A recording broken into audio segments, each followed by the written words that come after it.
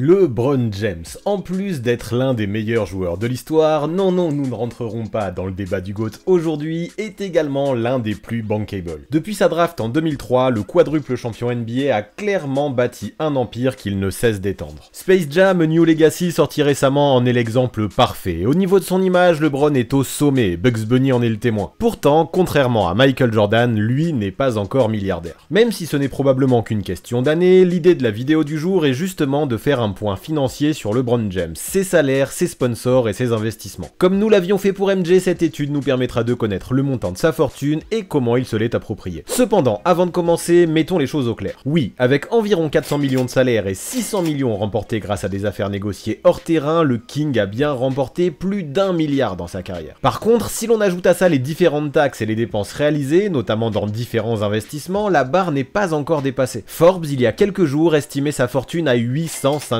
millions, ce qui mine de rien représente déjà une très belle somme. Aujourd'hui, en NBA, LeBron est le 5e joueur le mieux payé avec un salaire prévu à plus de 41 millions pour la saison à venir. Devant lui, Stephen Curry, John Wall, Russell Westbrook et James Harden. Vous imaginez, même s'il va devenir le joueur qui aura accumulé le plus de gains en NBA all-time, vu qu'il va prochainement dépasser Kevin Garnett et ses 346 millions, il n'y a qu'une seule saison pendant laquelle LeBron a été le joueur le mieux payé, c'était en 2016-2017. Par contre, ce qui rattrape le coup, c'est que hors du terrain, il met à tous ses joueurs 3, voire 4 longueurs d'avance, c'est énorme. Rien que sur la saison dernière, il aurait touché environ 65 millions en sponsors, de quoi largement faire la différence avec le quatuor de tête. Évidemment, la grande majorité de ses revenus vient de Nike, qui en 2016 a signé avec le King un contrat à vie d'un minimum garanti de 10 millions par an. A priori, avec les différentes primes et les ventes prévues, le deal dépassera au final le milliard de dollars à lui tout seul. C'est en tout cas le plus gros chèque que la marque à la virgule n'ait jamais signé de son histoire. Avouons qu'une telle offre, négociée par l'ami d'enfance Maverick Carter, on signerait tous les yeux fermés. Sachez d'ailleurs qu'en tant que rookie, LeBron a refusé une offre de Reebok pourtant plus lucrative. Avec le recul, tant ses chaussures avec le swoosh se sont vendues et sont devenues légendaires, il a probablement eu raison de faire une croix sur 28 millions de dollars de différence. Et ouais, pas sûr qu'il aurait ensuite pu signer de si gros contrats avec la marque anglaise. Quoi qu'il en soit, son premier deal avec Nike dépassait les 100 millions sur 7 ans tout en incluant de nombreux bonus et des royalties. En d'autres termes, que ce soit chez Nike ou chez Reebok, il y avait déjà largement de quoi mettre la daronne à l'abri. Puis il faut noter qu'en début de carrière, le joueur n'était pas dépensier. Lorsqu'il a touché son premier chèque de plusieurs millions de la part de Nike, il a immédiatement tout déposé à la banque, ne gardant que 2000 $ en cash à dépenser tout de suite. Avec, il est allé dans un parc d'attractions dans lequel il s'est amusé toute la journée comme un petit fou avec ses amis les plus proches. Tout le reste allait rester bien au chaud à la banque et bien fructifier avec les années. D'autres sponsors comme Coca-Cola, State Farm, Samsung, Upper Deck ainsi qu'une dizaine d'autres marques plus ou moins célèbres ont également grandement participé à la fortune du joueur des Lakers au fil de sa carrière. Petite précision aussi, en cette année 2021, James, après 17 ans de contrat, a lâché le groupe Coca-Cola pour filer chez Pepsi et promouvoir notamment la marque Mountain Dew. Même s'il avait pu obtenir sa propre bouteille de Sprite et une saveur Gatorade bien à lui, le King a finalement préféré aller voir la concurrence et laisser tomber l'un de ses plus anciens sponsors avec Nike et Upper Deck. Et oui, les affaires sont les affaires. Pour info, et pour finir sur ce chapitre, derrière LeBron, le joueur qui a le plus touché en sponsor l'an dernier, c'est KD, avec une somme estimée à 44 millions, soit 21 de moins que son rival des Lakers. La différence est flagrante. Mais ce qu'il faut savoir aussi, c'est que le Chosen One est également un réel businessman, souvent très bien conseillé et extrêmement bien accompagné. À ce rythme, il devrait devenir milliardaire bien avant ses 40 ans, et rejoindra Michael Jordan dans ce cercle très fermé d'anciens joueurs NBA qui ont dépassé cette barre. Enfin tout ça à condition que Junior Bridgeman et sa folle histoire qui nous avait mené à faire une vidéo à son sujet il y a quelques mois ne le coiffent pas sur le poteau. Cependant, à moins d'un cataclysme, le King devrait devenir le plus jeune milliardaire de l'histoire parmi les anciens joueurs de la Grande Ligue. C'est déjà un très bel accomplissement. Alors pour détailler, évoquons ses principaux investissements, à commencer par la Spring Hill Company. En gros, c'est la boîte montée par LeBron James et Maverick Carter qui réunit la plupart des actifs du King. La mission officielle de cette entreprise parle d'ailleurs d'elle-même, donner de plus en plus de pouvoir à la greatness du basketteur. Pour la petite histoire, l'appellation Spring Hill vient du secteur d'Akron dans lequel LeBron s'est enfin posé avec sa mère pendant sa jeunesse et a pu grandir sereinement. Et oui, il avait juré de ne jamais oublier d'où il venait et il a tenu sa promesse en donnant carrément le nom de son ancien quartier à sa boîte principale. Alors dans l'entreprise, on peut trouver 3 branches majeures, à commencer par l'agence marketing liée au Chosen One, nommée la Robot Company. Parmi les clients de l'agence, on peut trouver des noms énormes, entre autres Beats by Dre, Sprite ou encore Chase. La deuxième branche, c'est la Spring Hill Entertainment, l'agence de production liée au divertissement créée en 2007. C'est elle, par exemple, qui a financé le documentaire More Than a Game avant de récemment participer au dernier Space Jam et même à un documentaire sur Mohamed Ali. Des contrats signés récemment avec Warner Bros et Universal ouvrent de plus en plus de portes à cette filière qui annonce déjà de gros projets pour les prochaines années. L'idée principale est d'arrêter de se cantonner seulement seulement au sport pour désormais développer des valeurs sociales à travers des drames, des comédies ou des reportages, tout un programme. Enfin, dernière branche de cette méga boîte que représente Spring Hill, la plateforme Uninterrupted, qui permet aux athlètes de gérer leur image en interagissant avec les médias, les fans ou les sponsors à la manière d'un réseau social. Uninterrupted a par exemple produit la télé-réalité The Shop, dans laquelle on peut retrouver différents sportifs raconter leur histoire chez différents barbers dans tout le pays. Des produits dérivés, et notamment des hoodies designés par la star du foot féminin Megan Rapinoe, compagne de la basketteuse Sue Bird, sont également vendus pour développer encore plus le business. Autant dire que tout est extrêmement bien ficelé, c'est le moins que l'on puisse dire. Et vous imaginez bien que tout ça, ça brasse quelques millions de bénéfices, une centaine environ rien que sur l'année 2020. Bien sûr, c'est LeBron l'actionnaire majoritaire de la compagnie Spring Hill, même si ses actions ne font pas de lui le seul décideur vu qu'elles ne dépassent pas 50% des parts. Mais ce qu'il faut savoir, c'est que la somme de ses parts représenterait aujourd'hui environ 300 millions de dollars, ça va. Pour finir avec Spring Hill, notons que Forbes a laissé fuiter que la boîte serait depuis juillet sur un gros coup, vente ou investissement, qui pourrait rapporter jusqu'à 750 millions. LeBron a lui-même confirmé qu'un deal pourrait avoir lieu dans les 3 prochains mois. Un pas de plus vers le milliard, monsieur James,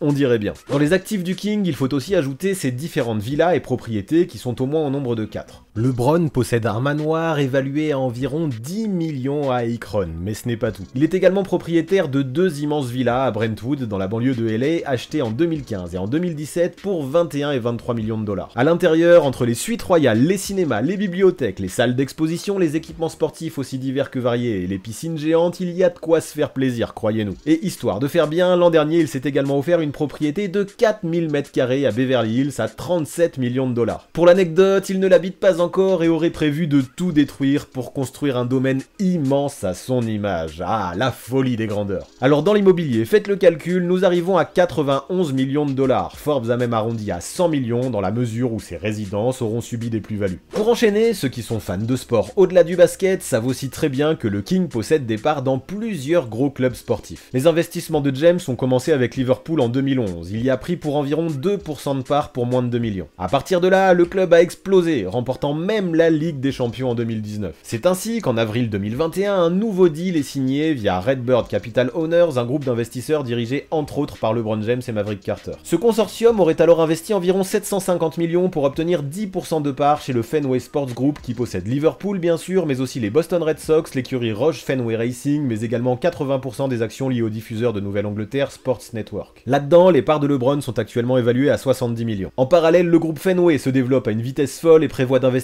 dans de nouveaux clubs de soccer en Europe, mais aussi dans d'autres franchises américaines en provenance de toutes les ligues majeures, NBA, WNBA, NFL, NHL et MLB. Pour continuer, en 2015, LeBron a réalisé un autre pari gagnant. Sortant d'un deal de 15 millions sur 4 ans avec McDonald's, il a souhaité ne pas renouveler pour mettre ses billes dans une autre chaîne de restauration rapide, Blaze Pizza, boîte dans laquelle il a mis 1 million pour obtenir 10%. À partir de là, la croissance du restaurant est devenue folle. Blaze Pizza possède désormais plus de 300 pizzerias aux États-Unis et au Canada. Aujourd'hui, le capital de LeBron chez Blaze est estimé à 30 millions de dollars, soit 29 de plus que sa mise initiale. Joli coup du King encore une fois. Pour aller jusqu'au bout, Forbes estime qu'en plus de tout ça, LeBron possède environ 350 millions de biens supplémentaires. Parmi eux, on peut compter sa collection de voitures de luxe, des parts dans des salles de fitness et dans une boîte de nutrition acquise en compagnie d'Arnold Schwarzenegger, mais aussi les dividendes qu'il a touchés lorsque Beats by Dre a été vendu à Apple pour 3 milliards. D'ailleurs, ce coup-là, parlons-en parce qu'il est important. En 2008, Dr. Dre propose un contrat de sponsoring à LeBron pour qu'il joue dans des pubs pour les casques Beats. Celui-ci refuse alors le salaire promis et négocie plutôt des parts dans la boîte. Il met alors sans arrêt en valeur son casque au JO de Pékin, tout comme beaucoup de membres de l'équipe de Team USA, ce qui provoque un énorme boom sur les ventes. L'entreprise de Dre explose alors et c'est ça qui lui permet d'être racheté à prix d'or quelques années plus tard par Apple. Dans la transaction, LeBron aura remporté 50 millions, soit beaucoup plus qu'il n'aurait pu toucher dans un contrat de sponsoring en participant à quelques spots commerciaux seulement. Petite anecdote pour aller plus loin encore dans les partenariats financiers de James, récemment sa boîte a signé un contrat avec Fortnite via Nike afin que les joueurs obtiennent un skin spécial qui leur permet de chausser des LeBron aux pieds. Ouais,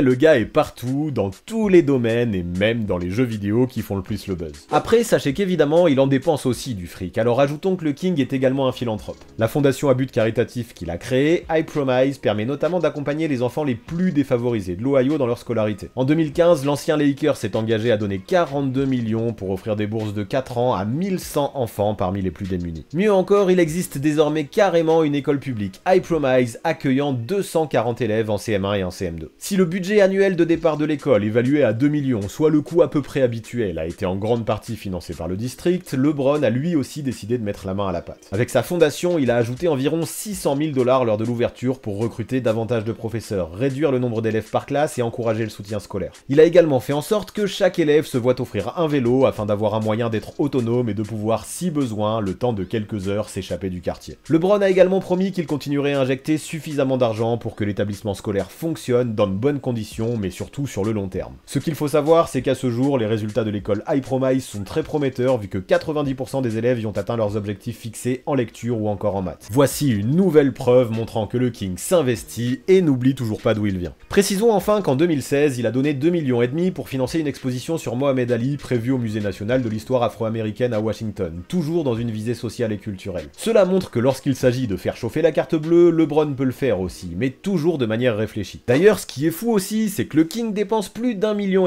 par an pour se maintenir dans la forme physique la plus parfaite possible. Et oui, forcément, le corps d'un athlète, qui est en grande partie responsable de toute cette fortune accumulée à travers les années, ça s'entretient. Avec tous ses sous, tout d'abord, dès qu'il arrive dans une nouvelle équipe, il investit. Chez lui, il fait en sorte d'avoir une réplique parfaite de toutes les installations de la franchise et de posséder les mêmes équipements afin de pouvoir continuer à se préparer dans les mêmes conditions dès qu'il rentre à son domicile. Parmi ces installations, on trouve des choses ultra modernes comme des chambres de cryothérapie ou encore des bottes de récupération Normatec. Le mec, à chaque fois, dédie une partie de sa maison à un laboratoire littéralement voué au sport et à l'entretien physique. En plus de ça, il finance toute une équipe de chefs cuistots, de nutritionnistes, d'entraîneurs, de préparateurs, d'ostéopathes et de masseurs pour l'entourer quotidiennement. On comprend maintenant pourquoi il a besoin de disposer d'autant de place dans ses différentes résidences. Ce qui est rigolo aussi, c'est que dans d'autres domaines, le King est plutôt économe, avare même. Pour paraphraser Kevin Love, il est même le joueur le plus radin qui soit. Par exemple, il refuse d'utiliser ses datas mobiles à l'étranger et ne souscrit à aucune offre payante en provenance des différentes plateformes, privilégiant constamment les versions avec publicité. Et oui, même pour LeBron, un sou, c'est un sou. En tout cas, pour faire le bilan, autant dire que ses arrières sont assurées pour de longues générations sûrement, d'autant plus que le succès planétaire de Space Jam A New Legacy pourrait lui permettre d'atteindre le milliard bien plus vite que prévu. Voici encore un domaine donc dans lequel il devrait vite rejoindre Michael Jordan, même si ce dernier, lui, a bâti son empire en touchant moins de 100 millions de salaires en carrière. Mais les temps changent et aujourd'hui, les réseaux sociaux permettent d'interagir en direct avec ses followers, qui évidemment sont les premiers clients. Ces réseaux représentent le premier vecteur au XXIe siècle pour permettre aux athlètes de construire leur propre marque et ainsi de favoriser le développement de leur fortune. Dans le milieu du sport, en plus de MJ, mais aussi LeBron maintenant, seuls Tiger Woods, Floyd Mayweather, Lionel Messi, Cristiano Ronaldo et Roger Federer ont fait péter le milliard en termes de gains. Et pour info, pour que vous vous rendiez compte du développement, en 3 ans, la fortune du King est passée de 450 millions à 850. En ce moment donc, l'évolution est folle et elle ne semble pas prête de s'arrêter. Alors désormais, il n'y a plus aucun doute, avec des investissements aussi réfléchis, de si bons coups et un empire qui porte de plus en plus ses fruits, LeBron James, you're next parmi le club des milliardaires.